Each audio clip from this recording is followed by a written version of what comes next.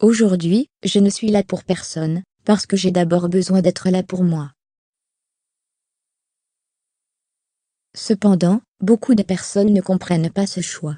Antisocial et bizarre, égoïste sont quelques mots que j'ai dû entendre, et qui ont remis en doute ma volonté de me réfugier auprès de moi-même. Éteindre le portable, passer du temps seul, rester une journée chez soi sans avoir à aller à un endroit précis. En définitive, fermer les portes à tout le monde, et embrasser la solitude sont des comportements que la plupart des gens ne comprennent pas. Même si nous nous trouvons en plein dans l'époque de la connexion et de la demande continue de disponibilité, j'ai besoin de déconnecter pour prendre soin de moi et respirer l'odeur de la liberté. J'ai atteint la limite, j'ai besoin de moi. Beaucoup trop souvent à mon goût, la frustration apparaît dans ma vie, aux côtés de l'irritabilité et de l'impatience. C'est comme si je m'embourbais dans une situation de tension constante. Je ne sais pas d'où cela peut venir, et, par conséquent, je n'ai aucune idée de la manière dont je peux me défaire de ces sentiments.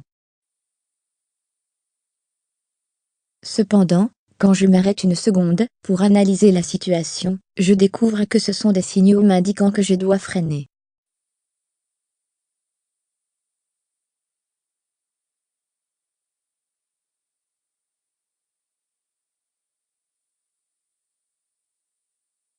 D'autres sont des signaux d'irritabilité, qui ont le pouvoir de me faire bondir pour la plus petite bêtise, et qui ne sont rien d'autre que des indices de ma saturation. Ou, peut-être, des signes d'apathie, qui me poussent à vivre avec le pilote automatique, et qui reflètent à quel point je suis enfoui sous la montagne de responsabilités que j'ai moi-même bâtie. Le problème surgit quand tous ces signaux se manifestent, et que je suis à bout. Une force s'éveille en moi et elle lutte pour sortir de cette situation. Il serait d'ailleurs peut-être plus simple de ne pas arriver à cette situation, mais je refuse parfois de voir ce qui m'arrive.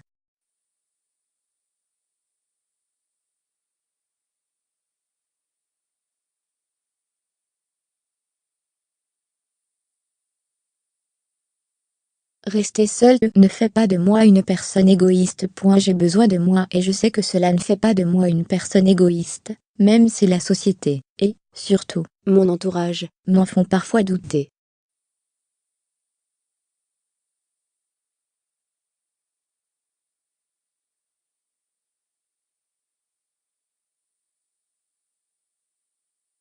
Se prioriser est une chose très mal vue. Quand on le fait, on prend le risque d'être considéré comme une personne égocentrique.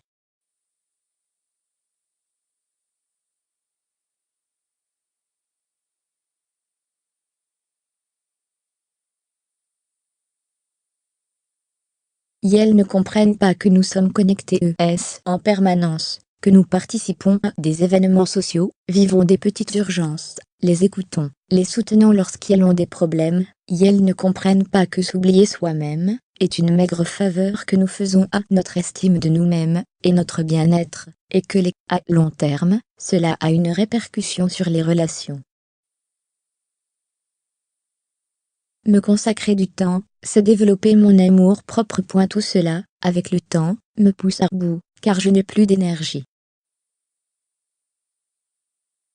Je dois la récupérer en passant du temps avec moi-même, sans que personne ne me juge pour cela.